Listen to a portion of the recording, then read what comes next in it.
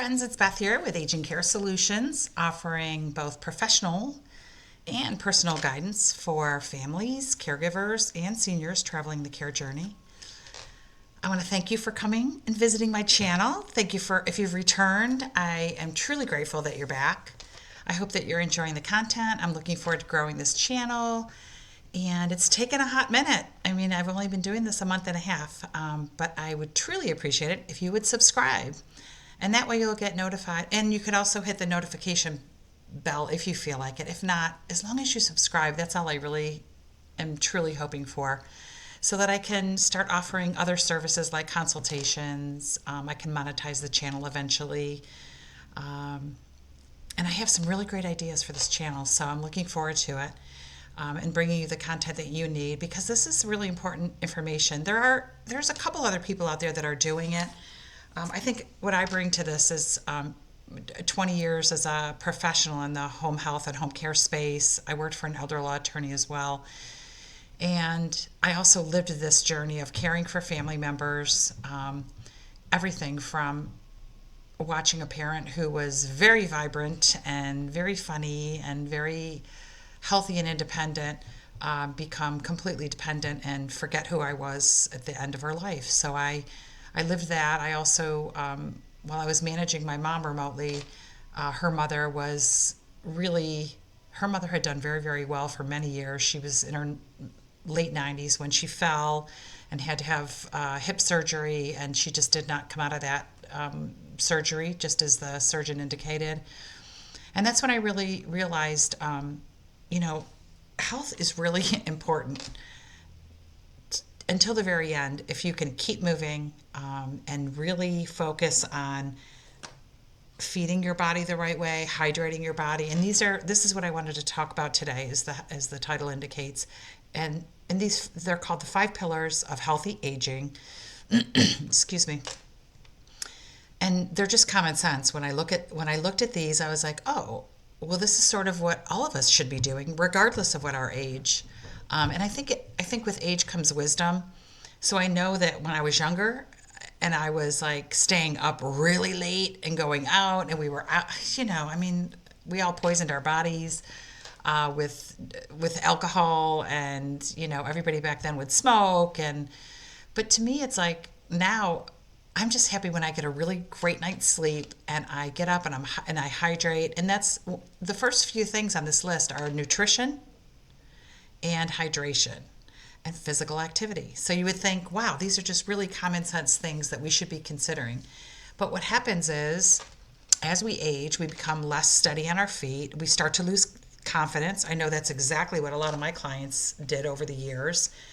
But there are ways to turn it around, and by feeding yourself the right way. I think one of the biggest things is that people stop cooking, and if they live independently, it's very hard to cook for one person. I mean, I get it, I understand it, but there's different things that when you go to a grocery store, or even if you were to have your adult child get online with you when they visit, or even if they did it remotely, they could order prepared healthy meals for you so that you would have a healthy lunch and a healthy dinner. Or even if you got one meal delivered, you can go online and pick out the different types of foods that are available to you.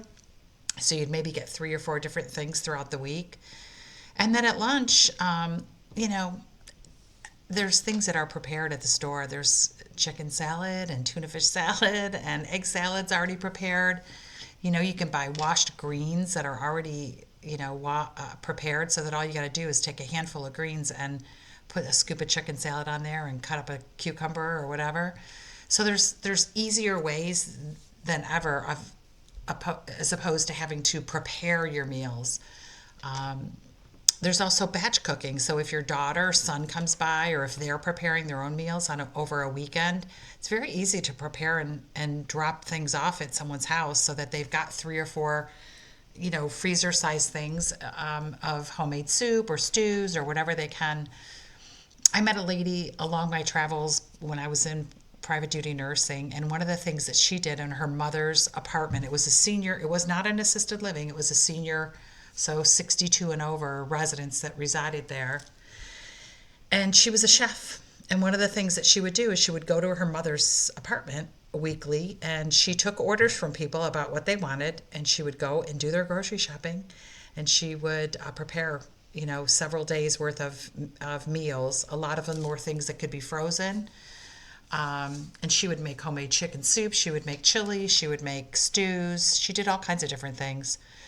But I think it's important that we focus on feeding our bodies the right way as we age, because so many people, they don't. I mean, even I would see people and they would be getting Meals on Wheels, and it would have the date on it, and it would be 4 days from before, and they hadn't touched it.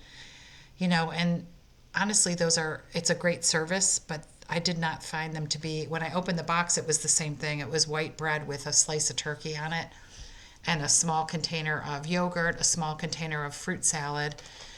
You know, I think people opt for convenience, but they're not getting the nutrition that they want.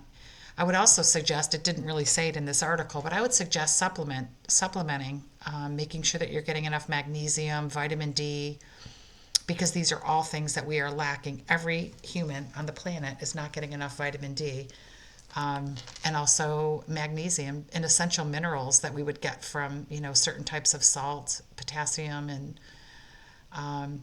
hydration is very important. I would say probably 9 out of 10 people that are seniors that go to the hospital because maybe they've had a fall are also identified as being dehydrated. I mean, it's very common. I mean, it happens to athletes, it happens to students, it happens to young athletes, it happens to everybody. I know that I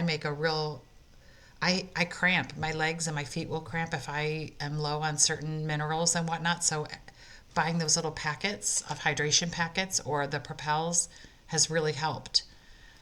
The other thing is physical activity. And now we all know that as folks age, and I saw it with my mother and my grandmother, but my grandmother, even in her 90s, made it, even when she was using an assisted device and a walker, she's like, I'm going to walk the halls. That was their thing. They would get out there, and it was like a social thing for her and her friends to do, is walk. Even in the wintertime when you can't get out. I mean, one of our friends was able to do the stairs, so she'd go up to the upper apartments and walk that hallway, and then she'd come back down and then walk along with everybody else. But there's other things that you can do, and if you're in a community where there is no activities that are planned, but there's a great room or like a main living area, social, where you can socialize. Many times they've got a large screen TV down there. And you might just ask the manager at that apartment, can we do seated yoga, or can we put in a DVD and do one of these senior fitness classes? And I'm going to say that 99.9% of those managers would be, yes, we'd love to have you stay fit. Even doing physical activity like dancing, putting on music, and having somebody, anytime that you can move, right? Anytime you can move your body and you can engage in elevating your mood by having music. Sometimes small weights, I'll see at the different senior centers that I've gone into and done activities at.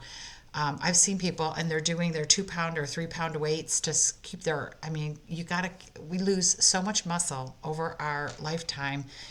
And that's what keeps us balanced. That's what's going to keep us from falling, from having continued falls.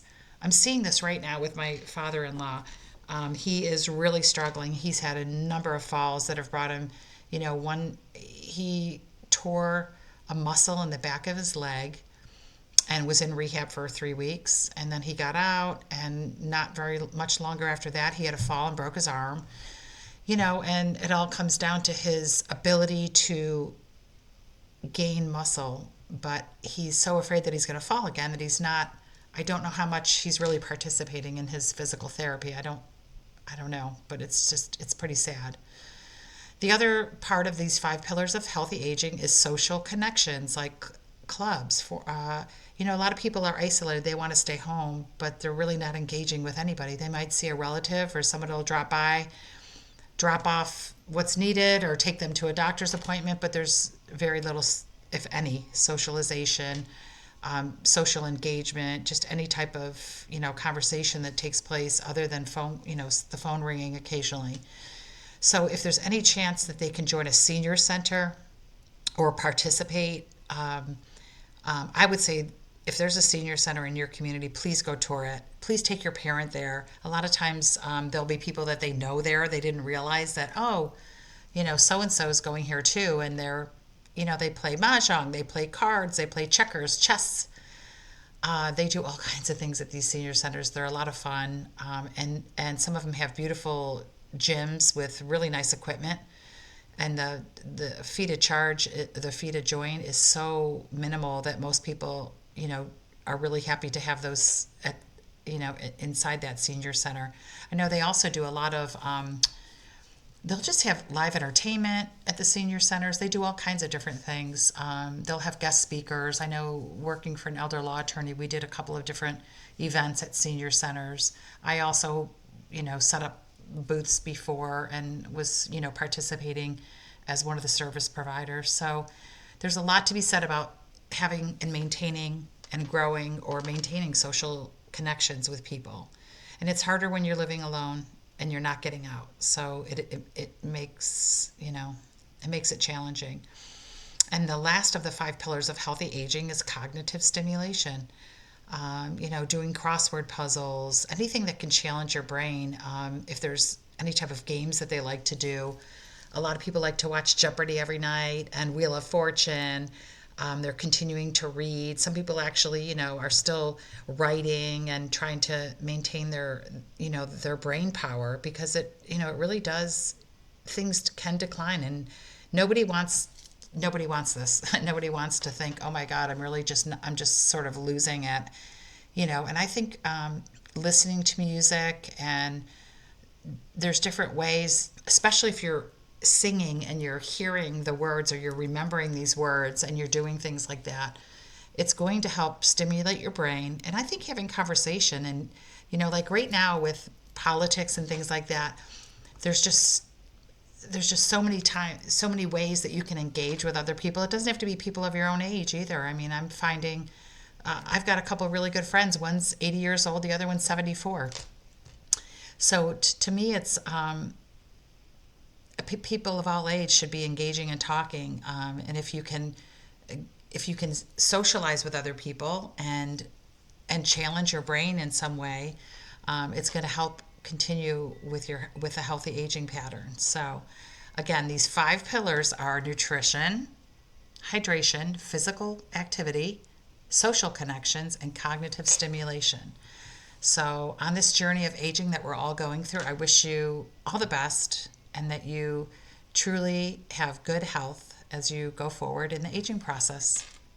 Thanks for stopping by, and I'll see you at the next video. Take care.